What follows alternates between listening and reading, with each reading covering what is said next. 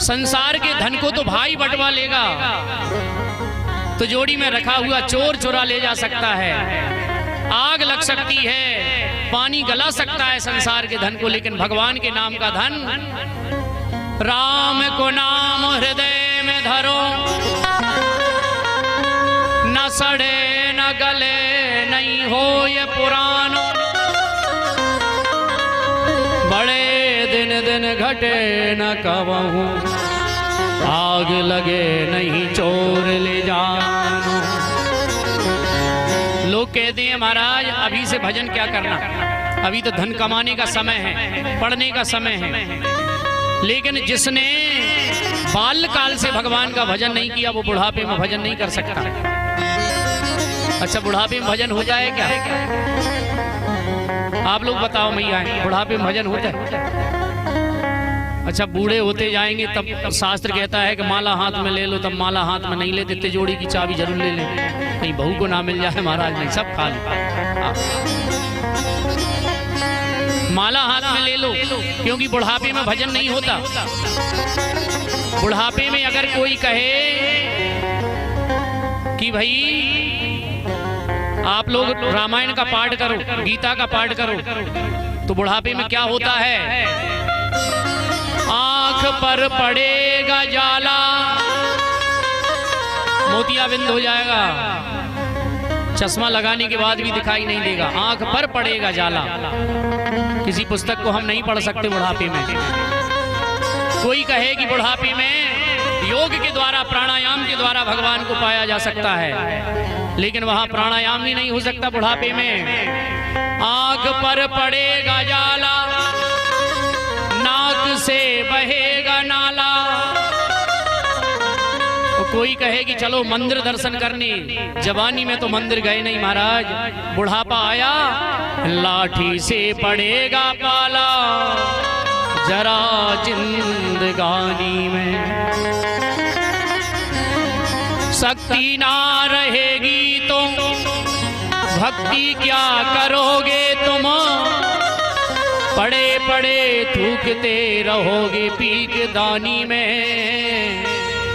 इसीलिए कहते हैं भैया भजन कर लो जवानी। इसलिए जवानी में जो भजन कर लिया, जैसे कुम्हार मटका बनाता है तो कच्चे मटके में जो रकील खींच देता है वो मिट नहीं सकती पकने के बाद। इसी तरह धीरे धीरे मंदिर जाएं तो अपने बच्चों को भी ले जाएं। हम लोग अगर बच्चों से कहेंगे कि बेटा पंडित जी आए हैं इन्हें प्रणाम करो, तो वो ऐसे नहीं करेंगे, क्योंकि बालक जितना कहने से नहीं मानता उतना करने से मान जाता है। जो हम करेंगे वही हमारे बच्चे सीखेंगे। हम मंदिर जाएं, भोले बाबा पर जल चढ़ाएं, तो हमारा बेटा अपने आप जल चढ़ाने लगेगा। पंडित जी को हम प्रणाम करेंगे तो हमारा बेटा भी प्रणाम करने लगेगा।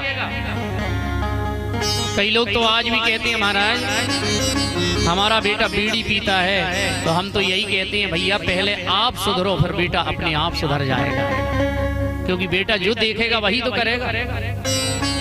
इसलिए दूसरे को सुधारने से पहले हमको सुधरना पड़ेगा। तो संसार में बचना तो है ही नहीं, संसार से जाना तो है। चाहे जटा रखाओ, चाहे 4 मंजिल मकान बनाओ, महल बनाओ, राजा परीक्षित कांच के महल में भी नहीं बच सके। बचियो नहीं जंगल वासिकियो, बचियो नहीं शीश रखाए जटा, बचियो नहीं वेद पुराण पढ़े, बचियो नहीं ऊंचे उठाए अटा। यह संसार चराचर है, यहाँ 4 दिनों का है ठाट ठटा।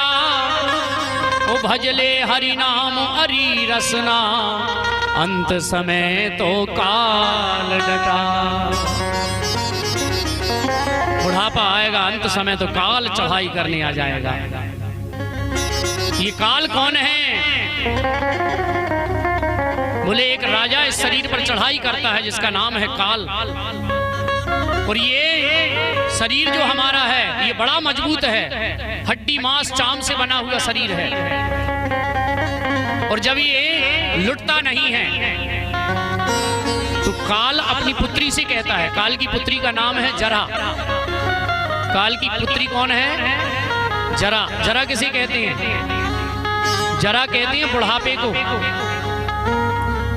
काल बुढ़ापे अपनी पुत्री से कहता है कि बेटी ये शरीर बड़ा मजबूत है, ये महल लुटता नहीं है, इसलिए तुम इस पर अपना कब्जा जमाओ। तो बुढ़ापा आता है, ये शरीर रूपी जो महल है वो कमजोर हो जाता है। इसलिए सांसों का कोई भरोसा नहीं है, कब ये चली जाए, कब निकल जाए महाराज।